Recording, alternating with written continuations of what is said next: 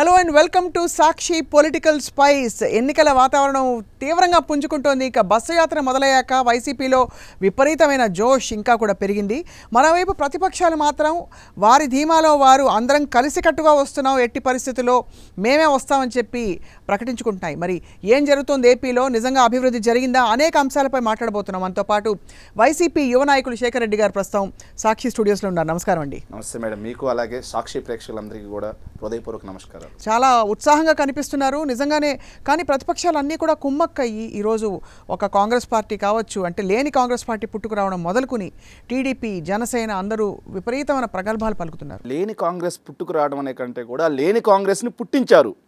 ఏదైతే ఎముకలు కూడా లేని కాంగ్రెస్ పార్టీని, అస్థిపంజరంలా కూడా లేకుండా స్మాష్ అయిపోయిన కాంగ్రెస్ పార్టీని సుజనా చౌదరి అనే ఒక చంద్రబాబు నాయుడు గారి బినామీ, ఆయన బీజేపీలో ఉంటూ కాంగ్రెస్ పార్టీకి 30 కోట్ల రూపాయలు ఎలక్ట్రల్ బాండ్స్ ఇచ్చి మరీ కాంగ్రెస్ పార్టీని ఈరోజు పుట్టించారు. పుట్టించినంత మాత్రాన ఎముకలు కూడా లేని పార్టీ ఎప్పుడు ఎముకలు రావాలి, ఎముకలు వచ్చిన తర్వాత కండలు రావాలి, నరాలు రావాలి, బ్రతికి లేచి నడవాలి. అది అయ్యే పరిస్థితి కాదు. కాంగ్రెస్ పార్టీ పూర్తిగా ఆంధ్రప్రదేశ్ రాష్ట్రంలో భూస్థాపితం అయిపోయింది. దాని గురించి మాట్లాడడం కూడా అప్రస్తుతం.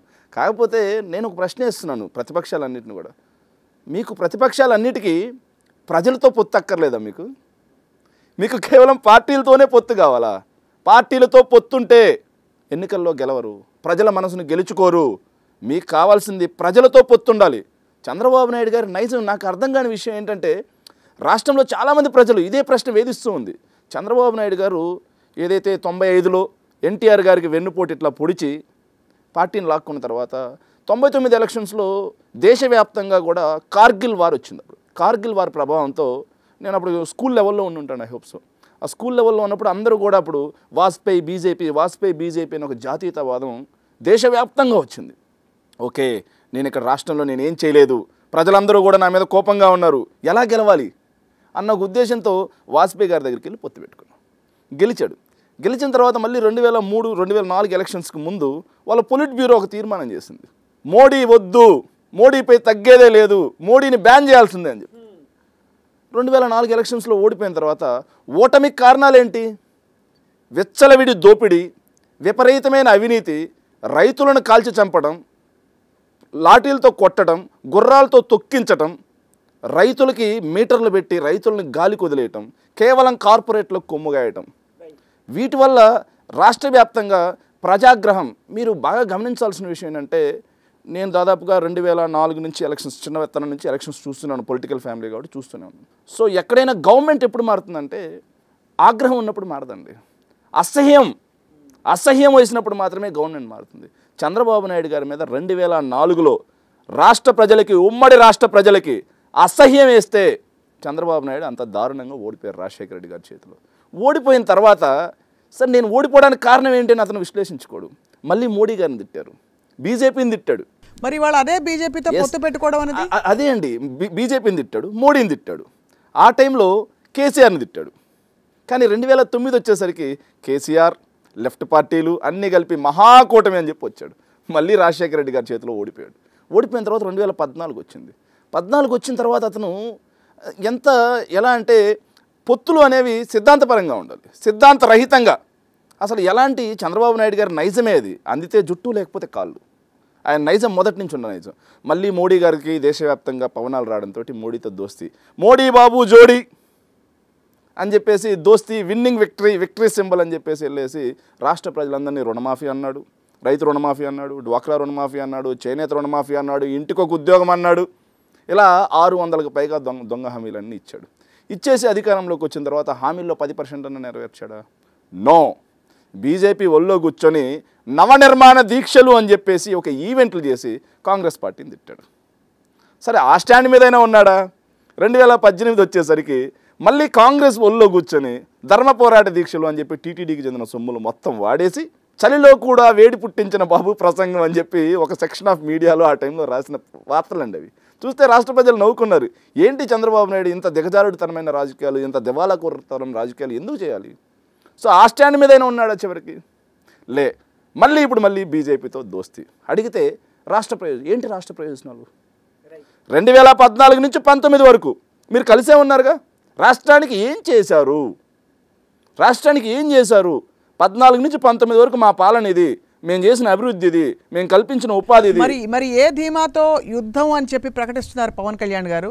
అలాగే ఏ ధీమాతోటి ఖచ్చితంగా అంటే ఈ పొత్తుల వల్ల మేము గెలుస్తామని చెప్పి చంద్రబాబు నాయుడు ప్రకటిస్తున్నారు? అంటే ఒక విషయం చెప్తా అండి, ఎన్నికల్లో ఎవరైనా మేము గెలుస్తామనే పోతాం. నేను కూడా 400 ఎంపీలు ఇస్తే నేను కూడా దేశానికి ప్రధానమంత్రి అవుతానండి. కానీ 400 ఎంపీలు నాకు వస్తాయా? రావుగా. సేమ్ వాళ్ళైనా సరే నేనైతే మేకపోతు గాంభీర్యం అంటారు చూసండి, మేకపోతు గాంభీర్యం మాత్రమే ప్రదర్శిస్తున్నారు. ఎందుకంటే క్యాడర్ కూడా వాళ్ళతో ఉండే పరిస్థితి లేదు. క్యాడర్ కూడా వాళ్ళని అసహించుకునే పరిస్థితి వచ్చింది. చంద్రబాబు నాయుడు గారికి నిజంగానే చిప్పు దొబ్బినట్టుంది. మొన్న వాక్యం విన్నాను నేను కుప్పంలో మాట్లాడుతూ, పేదలందరినీ కూడా సంపన్నులుగా మారుస్తా అని చెప్పి. 2014 నుంచి 19 వరకు ఎంతమంది పేదలను సంపన్నులుగా మార్చావా చంద్రబాబు అని చూస్తే, చంద్రబాబు నాయుడు గారి పీరియడ్లో 1% పేదరికం పెరిగిందండి, 11 నుంచి 12% పెరిగింది నీతి ఆయోగ్ ఇండెక్స్ ప్రకారం. కానీ జగన్మోహన్ రెడ్డి గారి ప్రభుత్వ హయాంలో అది సగానికి తగ్గి 6%కి వచ్చింది. మరి పేదల్ని ధనవంతులుగా మార్చింది ఎవరు? 30 లక్షల మంది బిలో పావర్టీ లైన్ నుంచి ఈ గవర్నమెంట్ హయాంలో బిలో పావర్టీ లైన్ నుంచి బయటకు వచ్చారు. చంద్రబాబు నాయుడు గారి హయాంలో పేదలు కాస్త నిరుపేదలుగా మారిపోయారు. ఆయన చుట్టూ ఉన్న సంపన్నులు కాస్త అపర కుబేరులుగా మారిపోయారు. తేడా గమనించట్లేదా?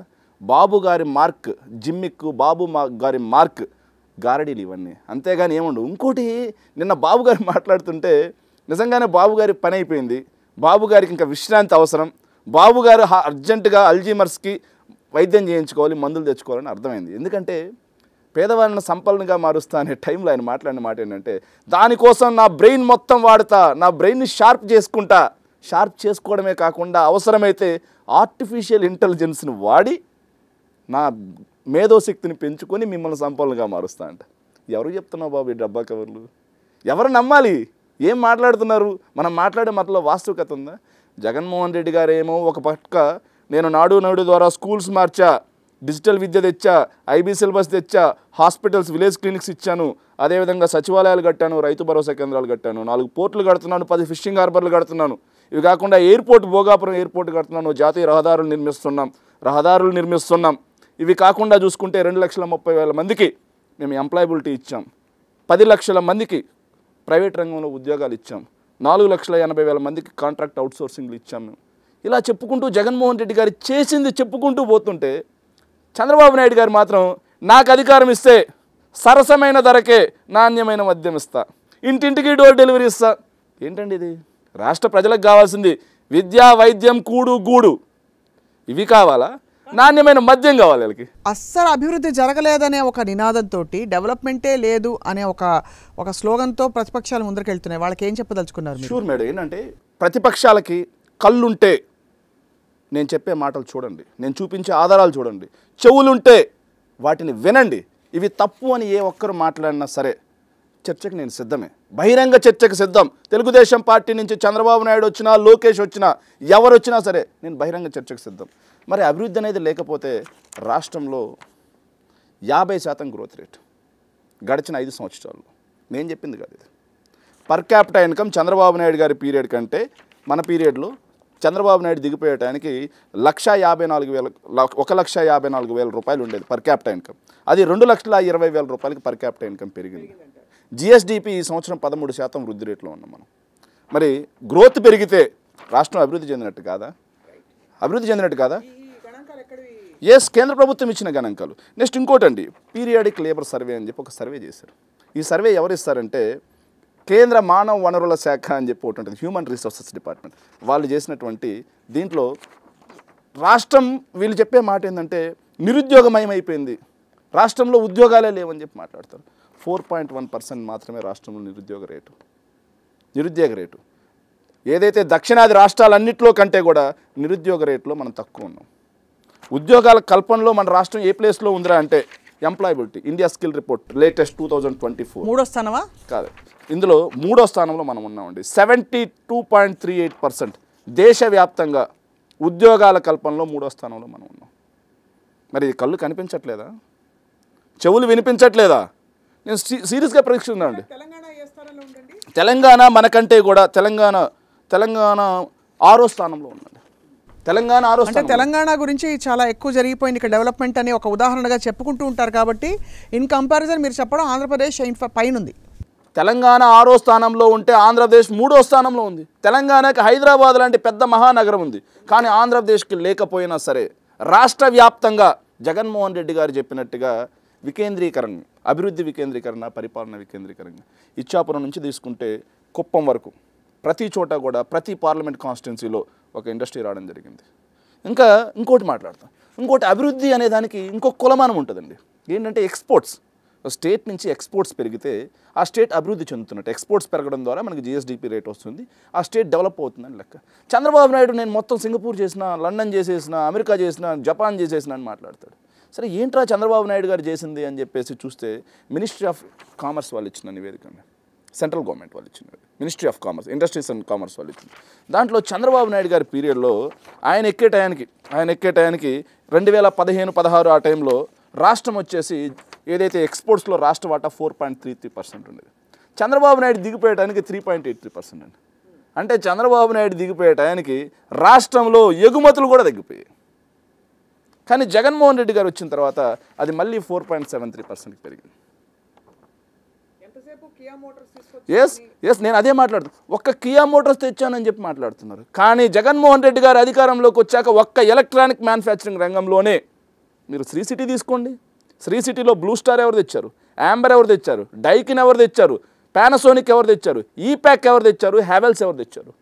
ఈ ఏసీ మ్యానుఫ్యాక్చరింగ్ రంగంలో ఏపీ, మేక్ ఇన్ ఏపీ అనే పేరుతో ఏదైతే దేశం మొత్తం మీద ఒక రోజులో 100 ఏసీలు ప్రొడ్యూస్ అవుతుంటే వాటిలో 50% ఏసీలు ఒక ఏపీ నుంచే ప్రొడ్యూస్ అవుతున్నాయి. ఇవన్నీ ఎవరి ప్రభుత్వ హయాంలో వచ్చాయి? మరి ఇంత జరుగుతున్నప్పుడు మొన్నటికి మొన్న జయప్రకాష్ నారాయణ గారు కూడా అంటే ఈ అలయన్స్కి మద్దతు పలకడం, బహిరంగంగా వారు ఒక స్టాండ్ తీసుకోవడం, ఎందుకంటే చాలా సందర్భాల్లో వారు గతంలో మీ ప్రభుత్వాన్ని మెచ్చుకున్నారు. అంటే నేను ఒక విషయం చెప్తాను అండి, జేపీ గారికి పాపం నచ్చట్లేదంటండి. ఏం నచ్చట్లేదంటే జేపీ గారికి రాష్ట్రంలో పేద పిల్లలందరికీ కూడా నాణ్యమైన విద్య దొరకడం జేపీ గారికి నచ్చట్లేదు. నాణ్యమైన వైద్యం దొరకడం ఉచితంగా జేపీ గారికి నచ్చట్లేదు. నేను చెప్పినట్టుగా 4 పోర్టులు, 10 ఫిషింగ్ హార్బర్లు ఇది కట్టడం కూడా జేపీ గారికి నచ్చట్లేదు. మెడికల్ కాలేజీలు కట్టడం జేపీ గారికి నచ్చట్లేదు. ఏదైతే అవినీతికి తావు లేకుండా జన్మభూమి కమిటీలు లాంటి జలగలు లేకుండా డైరెక్ట్గా బెనిఫిషియరీస్ అకౌంట్స్లో డబ్బులు వెళ్ళడం కూడా జేపీ గారికి నచ్చట్లేదు. జేపీ గారికి ఏం నచ్చుద్దంటే రాష్ట్రం మొత్తం సంపద విద్యారంగం కార్పొరేషన్ కావాలి, వైద్య రంగం కార్పొరేషన్ కావాలి, అలాగే ఉపాధి ఇచ్చేటువంటి అన్ని సర్వీస్ సెక్టార్ కూడా కార్పొరేటైజ్ అవ్వాలి. ఇంకొకటి వాళ్ళు ఏంటంటే ఇంధన రంగం కూడా, ఇవన్నీ కూడా ఒక సెక్టార్, ఒక పీపుల్ వాళ్ళ చేతుల్లోనే ఉండాలి. వాళ్ళందరూ ప్రజల దగ్గర నుంచి దోచుకోవాలి, దోచుకున్నది దాచుకోవాలి, పంచుకోవాలి అనే ఒక విధానం జేపీ గారికి బాగా నచ్చినట్టుంది. అందుకోసమే జేపీ గారు చంద్రబాబు నాయుడు గారికి సపోర్ట్గా పేదల పక్షం కాకుండా పెత్తందారుల పక్షాన ఆయన కూడా జాయిన్ కావడం విచారకరం. దాన్ని ప్రజలందరూ గమనిస్తూ ఉన్నారు. ఎవరి పక్షాన ఎందుకు చేరారు అని తెలియలేనంత. మరి బీజేపీ అంటే ఇన్ని రిపోర్ట్స్ చూస్తూ కూడా బీజేపీ ఈరోజు ఈ పొత్తుకు అంగీకరించడానికి కారణం ఏంటంటే అది కేవలం రాజకీయ పొత్తే అండి. ఒకవేళ జగన్మోహన్ రెడ్డి గారి సర్కార్ ఎంత వేగంగా డెవలప్ అవ్వకపోయినుంటే, జగన్మోహన్ రెడ్డి గారి సర్కారులో ఎంత పారదర్శకత లేకపోయి ఉండుంటే, మోడీ గారు మొన్న వచ్చారు, సభకు వచ్చారు, వాళ్ళందరితో కలిసి సభ పాల్గొన్నారు. సభ ఎలాగో అటర్ ఫ్లాప్ అయిపోయింది. సభ నడుపుకోవడం కూడా వాళ్ళకి చేత కాలేదు, వేరే విషయం. మరి 2019 ఎలక్షన్స్కి ముందు బాబు గారి గురించి మోడీ గారు ఏం మాట్లాడారు? ఏటీఎం దొంగ. బాబు గారి గురించి చెయ్యని విమర్శే లేదు. కానీ జగన్మోహన్ రెడ్డి గారి గురించి చేయడానికి ఏం విమర్శ ఉంది? చాలా అది కొట్టొచ్చినట్టు కనిపించింది శేఖర్ రెడ్డి గారు. నిజంగా ఏం విమర్శ ఉందండి? నేను అదే అడుగుతున్నా. పొత్తులో ఉండే పార్టీలు కలిసి పెట్టిన సభలాగా అనిపించలేదు. జగన్మోహన్ రెడ్డి గారి గురించి మీరు విమర్శించడానికి జగన్మోహన్ రెడ్డి గారి ప్రభుత్వం చెయ్యింది ఏంటి? కానీ ఈరోజు కాంగ్రెస్ వైసీపీ ఒకటే అని చెప్పి అది మాత్రం చేశారు. ఆయనేమో కాంగ్రెస్ వైసీపీ ఒకటే అంటున్నాడు, అటు సైడ్ బాబు చూస్తే చెల్లె యుద్ధానికి వస్తుంది అంటున్నాడు. ఏది ప్రామాణికం? వాళ్ళల్లో వాళ్ళకే ఒక క్లారిటీ లేదు, వాళ్ళల్లో వాళ్ళకే ఒక అండర్స్టాండింగ్ లేదు. వాళ్ళ పొత్తు ఎప్పుడండి వికసించేది? వాళ్ళ పొత్తు అనేది తూర్పున ఉదయించడం కాదు, పడమట అస్తమించబోతుంది. సో అయితే మొత్తానికి పాపం ఒకటండి, నలుగురు మన కొట్టొచ్చినట్టు కనిపించే నలుగురికి చాలా కష్టం జరిగింది. రఘురామకృష్ణరాజు గారు, అలాగే మేకపాటి చంద్రశేఖర్ రెడ్డి గారు, అండ్ అలాగే మహాసేన రాజేష్, వీళ్ళందరికీ కూడా, ఉండవల్లి శ్రీదేవి గారు, వీళ్ళందరికీ కూడా నోట్లో కరక్కాయి. ఎవరికి కూడా టికెట్లు రాకపోవడం ఒక విషయం అండి. బాబు గారు రాజకీయ జీవితం మొత్తం చూసిన తర్వాత 45 ఇయర్స్ ఇండస్ట్రీ అంటాడు కదా, బాబు గారి రాజకీయ జీవితం మొత్తం మీద బాబు గారితో దోస్తీ ఎలాంటిదంటే రాక్షస కౌగిల్ లాంటిది. బాబు గారు అవసరం ఉన్నంతకాలం కౌగిల్లో ఉంటాడు. బాబు గారు అవసరం అయిపోయిన తర్వాత కౌగిల్లో ఇలా నలిపేసి చంపేస్తాడు అన్నమాట. ఎస్, రాక్షస కౌలి, ధృతరాష్ట్రుడి కౌగిల్ లాంటిది ఆయన. సో అలాంటి వాటిల్లోనే ఇప్పుడు చూడండి, ఎందుకు లాస్ట్ టైం 23 మంది ఎమ్మెల్యేలను సంతలో పశువులు కొన్నట్టు కొన్నారు. వాళ్ళ పరిస్థితి ఏమైంది ఈరోజు? రాజకీయంగా వాళ్ళ జీవితం పతనం అయిపోయింది. సేమ్ మళ్ళీ కూడా మేకపాటి చంద్రశేఖర్ రెడ్డి గారు కావచ్చు, ఉండవల్లి శ్రీదేవి గారు కావచ్చు, మహాసేన రాజేష్ కావచ్చు, ఇంకా RRR అలియాస్ రాజు గారు, మీసాల రాజు గారు, ఇలా తిప్పుతుంటారు కదా, మీసాల రాజు గారు. ఆయన యాక్చువల్లీ ఇంకా కూడా సరిదిద్దుకోవడానికి టైం ఉందని చెప్పారు కదా మొన్న. ఒక విషయం అండి, రఘురామకృష్ణరాజు గారు మొన్న మాట్లాడుతుంటే చాలా హాస్యాస్పదం అనిపించింది, నవ్వు వచ్చింది నాకు నిజంగా. సోము వీర్రాజు గారితో కలిసి జగన్మోహన్ రెడ్డి గారు ఆయన సీట్ను అడ్డుకున్నారంట. నువ్వు పనిచేసింది ఎవరి తోటలో? నువ్వు పనిచేసింది టీడీపీ తోటలో.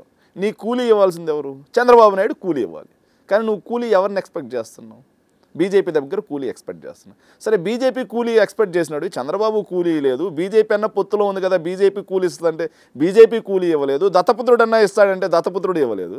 తీరా చూస్తే మళ్ళీ నువ్వు ఏడ్చేది జగన్మోహన్ రెడ్డి గారి మీద. నువ్వు వాళ్ళ పొలంలో పనిచేసి జగన్మోహన్ రెడ్డి గారి దగ్గరికి వస్తే ఏమన్నా పద్ధతేనా ఇది? ప్రజలు చూడట్లేదా? రఘురామకృష్ణంరాజు లాంటి థర్డ్ గ్రేడ్ పొలిటీషియన్ని, ఒక విశ్వసనీయత లేని రాజకీయ నాయకుడిని, ఒక విలువలు లేని రాజకీయ నాయకుడిని, నిస్సిగ్గుగా దిగజారిన దివాలా కోరు రాజకీయాలు చేసే ఒక రాజకీయ నాయకుడిని ఏ పార్టీ కూడా సమర్థించదు. వాళ్ళ తాత్కాలిక అవసరాల కోసం వాడుకోవడం తప్పితే అతనికి స్థానం ఇవ్వరు. ఎందుకంటే ఈరోజు ఇక్కడ కూర్చొని ఇక్కడ జగన్మోహన్ రెడ్డి గారి పార్టీ మీద గెలిచి, జగన్మోహన్ రెడ్డి గారి పార్టీ బీఫామ్ తీసుకొని గెలిచి, నువ్వు జగన్మోహన్ రెడ్డి గారిని నీ అవసరాల కోసం జగన్మోహన్ రెడ్డి గారు అడ్డదారులు తొక్కట్లేదు అని, నీ అవసరాల కోసం జగన్మోహన్ రెడ్డి గారు వ్యవస్థలను వాడట్లేదు అని చెప్పేసి జగన్మోహన్ రెడ్డి గారి మీద మాట్లాడిన నిన్ను రేపు చంద్రబాబు నాయుడు గారి మీద మాట్లాడమని నమ్మకం ఏంటి? నిన్నే మాట్లాడారు, నాకు సీట్ ఇప్పిన చంద్రబాబు నాయుడు గారు ఆంధ్ర రాష్ట్రాన్ని ఏం డెవలప్ చేస్తాడని. కాబట్టి ఎప్పుడు ఎలా తిరుగుతారో తెలియదు కాబట్టి విశ్వసనీయత లేదంటే. విశ్వసనీయత లేదు. అతను ఒక రాజకీయ, నేను మీతో మాట్లాడొచ్చలేదు కానీ అతను ఒక రాజకీయ నాయకుడు కాదు, రాజకీయ వేశ్య అతను. నేను పక్కా చెప్పగలను అతని విషయంలో. ఇంకా పవన్ కళ్యాణ్ గురించి కూడా మీరు అన్నారు, యుద్ధాన్ని ఇస్తాను, అది జగన్ నీకు యుద్ధాన్ని ఇస్తా అన్న పవన్ కళ్యాణ్ పిఠాపురం పోయి అమ్మ అయ్యా ప్లీజ్ అయ్యా నన్ను కనీసం ఎమ్మెల్యే గెలిపించండి అయ్యా అని అడుక్కునే స్థాయిలో ఆయన ఉంటే, జగన్మోహన్ రెడ్డి గారు మాత్రం సిద్ధం పూర్తి చేసుకొని మళ్ళీ మేమంతా సిద్ధం అంటూ బస్సు యాత్ర ద్వారా వస్తూ ఉన్నారు. మీరు బాగా గమనించారో లేదో, రాష్ట్ర ప్రజలైతే బాగా గమనిస్తున్నారు ఈ విషయాన్ని. జగన్మోహన్ రెడ్డి గారు ఆయన సభల్లో కానీ, జగన్మోహన్ రెడ్డి గారి అధికార ప్రతినిధులు కానీ, జగన్మోహన్ రెడ్డి గారి పార్టీకి చెందిన ఎమ్మెల్యేలు, మంత్రులు అందరూ కూడా 2019 నుంచి 2024 వరకు మేము ఇది చేశాం, మాకు మళ్ళీ అధికారం ఇస్తే మేము మళ్ళీ ఇవి కొనసాగిస్తూనే మళ్ళీ రాష్ట్రానికి ఇవన్నీ చేస్తాం, 4 పోర్టులు పూర్తయితాయి, 10 ఫిషింగ్ హార్బర్లు పూర్తయితాయి, అన్నీ చెప్పుకుంటూ వెళ్తున్నాం మేము. కానీ చంద్రబాబు నాయుడు, దత్తపుత్రుడు వీళ్ళిద్దరూ ఏం మాట్లాడుతున్నారంటే, మాకు అధికారం ఇస్తే వైసీపీ నాయకులను తరిమి కొడతాం, బట్టలిప్పి రోడ్డు మీద లాగుతాం, మోకాళ్ళ మీద నించో పెడతాం. అంటే వాళ్ళకు ఓటేయాల్సింది రాష్ట్రాన్ని అభివృద్ధి చేస్తారనా, లేకపోతే ప్రతిపక్షంలో ఉన్న వాళ్ళని కొట్టాలనా? అది కొట్టొచ్చినట్టు కనిపిస్తున్నాయి ఇవన్నీ. ప్రజలు గమనిస్తారండి తేడా అనేది. ఎవరు రాజకీయాల్లో క్వాలిఫైడ్ పీపుల్, ఎవరు రాజకీయాల్లో దిగజారిన మనుషులు అనేది ఖచ్చితంగా రాజకీయాల్లో ప్రజలు ఈరోజు డిజిటల్ యుగం అయిపోయిందండి. ఇంతకు ముందులాగా ఏదో ఈనాడు పేపర్లో 4 వార్తలు రాసేస్తే అదే నిజం అనుకునే భ్రమంలోంచి వెళ్ళిపోయారు. ప్రతి ఒక్కరి దగ్గర ఫోన్ ఉంది, ప్రతి ఒక్కరు గూగుల్ చేస్తున్నారు నిజమేంటి అని. వాస్తవం చెప్పాలంటే మొన్నటి వరకు అసలు రాష్ట్రంలో పెట్టుబడులే లేవని చెప్పారు. చంద్రబాబు నాయుడు గారి పీరియడ్లో ఏదైతే మినిస్ట్రీ ఆఫ్ కామర్స్ ఇచ్చిన లెక్కల ప్రకారం వాస్తవ పెట్టుబడులు 34,000 కోట్ల రూపాయలు గ్రౌండ్ అయ్యాయి ఆంధ్రప్రదేశ్లో. కేవలం 34,000 కోట్ల రూపాయలు మాత్రమే. కానీ జగన్మోహన్ రెడ్డి గారి ప్రభుత్వ హయాంలో 1,103 కోట్ల రూపాయల పెట్టుబడులు గ్రౌండ్ అయ్యాయి. అది మేమిచ్చిన రిపోర్ట్ కాదండి. ఏదైతే ఈరోజు బీజేపీ తోటి చెలిమిలో ఉన్నాడు కదా చంద్రబాబు నాయుడు, కొత్తగా పెళ్లి చేసుకున్నాడు బీజేపీని, మళ్ళీ జరగాలి చెల్లికి మళ్ళీ పెళ్ళి అని ఒక డైలాగ్ ఉంటుంది, మీకు ఐడియా ఉందా సినిమాలు. ఆ విధంగా ఆయన మళ్ళీ పెళ్లి చేసుకుంటూ ఉంటారు ఒక్కొక్కరిని. ఆయన మళ్ళీ పెళ్లి చేసుకున్నాడు కదా, ఆ బీజేపీ అధికారంలో ఉన్న కేంద్ర ప్రభుత్వం ఇచ్చిన డేటా అది. దాన్ని తప్పుపట్టావంటే మళ్ళీ నువ్వు మోడీని తప్పుపట్టినట్టే. సో అందుకోసమని చెప్పే మోడీ గారు స్టేట్ డెవలప్ అవుతుంది జగన్మోహన్ రెడ్డి గారి హయాంలో. పోలవరం అనే ప్రాజెక్ట్ని నిజంగా అండి ఎంత విడ్డూరం అంటే, పోలవరాన్ని విచ్ఛిన్నం చేశాడు జగన్మోహన్ రెడ్డి అని మాట్లాడు. అసలు మనశ్శాక్షి అనేది ఉందా చంద్రబాబు నాయుడు గారికి కానీ తెలుగుదేశం పార్టీకి కానీ? కానీ ఇక్కడ శేఖర్ రెడ్డి గారు ఒక విషయం చెప్పండి, ఇంత డెవలప్మెంట్ జరుగుతున్న టైంలో మొన్న ఉన్న పళ్ళంగా అందరూ ఉలిక్కి పడేలాగా డ్రగ్స్ వ్యవహారం బయటకు వచ్చింది. నేను దాని గురించి నాకు తెలిసి వైఎస్ఆర్ కాంగ్రెస్ పార్టీ తరఫున మీడియాలో మొట్టమొదటి ప్రస్తావించింది నేనే ఉంటాను. దాని గురించి నేనే ప్రస్తావించాను. ఎందుకంటే నేను వైజాగ్లోనే ఉంటున్నాను, ఫ్యామిలీ నేను బిలాంగ్స్ టు వైజాగ్. నేను ఆ వైజాగ్ అనే ప్రాంతంలో ఎవరు అదైతే కోటయ్య చౌదరి అలియాస్ కొకైన్ చౌదరి ఎవర్రా అని చూస్తే మొత్తం వాళ్ళ బంధురికం. ఆ ఆనంద్, కూనం ఆనంద్ అనే అతను ఎవరంటే పురంధేశ్వరి గారి సొంత అల్లుడు. సంధ్యా మెరైన్, సంధ్యా ఆక్వా, మరి ఆవిడేదో నోటీసులు పంపిస్తున్నానది, సంధ్యా మెరైన్, సంధ్యా ఆక్వా, సంధ్యా ఎక్స్పోర్ట్స్, ఇవన్నీ కూడా వాళ్ళ ఫ్యామిలీ, కూనం ఫ్యామిలీ. వాళ్ళందరూ కూడా అన్నదమ్ముళ్ళు, వాళ్ళంతా ఒకటి. వాళ్ళందరికీ సన్నిహిత సంబంధాలు ఎవరితో ఉన్నాయి? ఆ కూనం కోటయ్య చౌదరి ఏమో లావు కృష్ణదేవరాయలతో ఫోటో దిగుతాడు, దామచర్ల సత్యతో వెకేషన్కి పోతాడు. ఆ కూనం వీరభద్రరావు ఏమో ఆలపాటి రాజాతోటి వ్యాపార సంబంధాలు పెట్టుకుంటాడు, రియల్ ఎస్టేట్ వ్యాపారాలు చేసుకుంటారు. ఇంకో పక్క చూస్తే భరత్ తోటి సంబంధాలు ఉంటాయి వాళ్ళకి. ఇంకో పక్క చూస్తే వాళ్ళందరూ కలిసి వైజాగ్లో ఒక పబ్లోకి పోతారు, ప్రైవేట్ పార్టీలు చేసుకుంటారు. ఇవన్నీ కూడా సిబిఐకి నేను అందించాను. ఆ పబ్ పేరుని ఇక్కడ ప్రస్తావించడం కూడా అనవసరం, వాళ్ళ వ్యాపారాలు ఎందుకులే అనవసరం అని చెప్పేసి కామ్కుంటున్నాను. ఆ పబ్లోకి వెళ్ళే ప్రతి ఒక్కరి మీద నిఘా పెట్టమని చెప్పి కూడా అడిగాను నేను. ఎందుకు వెళ్తున్నారు, ఏం చేస్తున్నారు? అసలు ఎలా బయటపడ్డాయండి అంతా? విషయం ఏంటంటే అండి, ఇంటర్పోల్ అనేది సమాచారం ఇచ్చింది. 25,000 కేజీలు డ్రగ్స్ అని చెప్పి మాట్లాడుతున్నారు. నాట్ 25,000 కేజీలు డ్రగ్స్ కాదు, వార్తల్లో తప్పుగా వచ్చింది. 25,000 కేజీల డ్రై ఈస్ట్, దాంట్లో డ్రై ఈస్ట్లో కరిగించి 5,000 కేజీల వరకు వచ్చిందనేసి సమాచారం, ఏదైతే నేషనల్ మీడియా రాసినటువంటి సమాచారం. ఈ మొత్తం కూడా ఎలా వచ్చింది అనడానికి దీని వెనక నేను ఖచ్చితంగా చెప్తున్నా, పెద్ద అంతర్జాతీయ కుట్రే ఉంది. అంతర్జాతీయ కుట్రే ఉంది. వైజాగ్కే ఎందుకు తెచ్చారు అని చెప్పేసి చాలామంది అడుగుతున్నారు. ముంద్రా పోర్ట్లో ఇంతకుముందు డ్రగ్స్ దొరికాయండి. గుజరాత్ ముంద్రా పోర్ట్లో డ్రగ్స్ దొరికాయి. డ్రగ్స్ దొరికిన తర్వాత మొత్తం జగన్మోహన్ రెడ్డి గారికి అంటగడుతూ Jaganmohan Reddy druggist CM, druggist CM, ఏంట్రా ఇది అని చెప్పేసి తీరా ఏదైతే ఎన్ఐఏ ఉందో నేషనల్ ఇంటెలిజెన్స్ వాళ్ళు మొత్తం దర్యాప్తు చేసి వాళ్ళు ఏమని చెప్పారు, అసలు ఏపీకి సంబంధం లేదు, అది గుజరాత్ నుంచి ఢిల్లీ వెళ్తుంది కన్సైన్మెంట్, అది కావాలని చెప్పి తప్పుదారి పట్టించడం కోసం ఆంధ్ర మీద రాశారు. మరి మీరు వీళ్ళందరికీ ఎలా ఆపాదిస్తున్నారు? మీరు ఎవరికి? మీరు చెప్పిన వాళ్ళ పేరు మీద బుక్ అయింది, వాళ్ళ పేరు మీద కంటైనర్ వచ్చింది, వాళ్ళ పేరు మీద కంటైనర్ వచ్చింది. అంటే వాళ్ళే గుజరాత్ నుంచి ఇక్కడ మళ్ళించారంటారా? గుజరాత్ నుంచి కదండి, వీళ్ళు బ్రెజిల్ నుంచి తెప్పించారు. వీళ్ళ మీద ఇది మొదటిసారి ఆరోపణ కాదండి. వైఎస్ఆర్సీపీ అధికారంలోకి వచ్చిన తర్వాత వాళ్ళ మీద పొల్యూషన్ కంట్రోల్ బోర్డు కూడా వాళ్ళ మీద యాక్షన్ తీసుకుంది. వాళ్ళు ఏం చేశారంటే ఈక్వెడార్ నుంచి రొయ్యలు తెప్పించారు. ఏదైతే రొయ్యలు తెప్పించి అక్రమంగా బిల్లులు లేకుండా రొయ్యలు తెప్పించి ఇక్కడ ప్రాసెస్ చేసి వాటిని అధిక ధరకి అమెరికాకి అమ్మేసేవాళ్ళు. అదొక వ్యాపారం ఉండేది వాళ్ళకి. టీడీపీ ప్రభుత్వ హయాంలో విచ్చలవిడిగా చేశారు వాళ్ళు, రాష్ట్ర ఖజానాకి డబ్బులు రాకుండా. కానీ దాన్ని వైఎస్ఆర్సీపీ వచ్చిన తర్వాత అరికెట్టింది. ఇలా మీరు ఎలా అక్రమంగా, మీరు అనుమతులు లేకుండా ఎలా చేస్తారు అని చెప్పేసి అక్రమం. ఇప్పుడు డ్రై ఈస్ట్ మాటున డ్రగ్స్ కూడా తీసుకొచ్చారు. ఇప్పుడు వాళ్ళ వ్యాపారాలు టీడీపీతో లింకులు, వాళ్ళ బంధుత్వాలు టీడీపీతో లింకులు, వాళ్ళ బంధురికాలు బీజేపీతో లింకులు. కానీ నింద మాత్రం వైఎస్ఆర్ కాంగ్రెస్ పార్టీ మీద, జగన్మోహన్ రెడ్డి గారి మీద.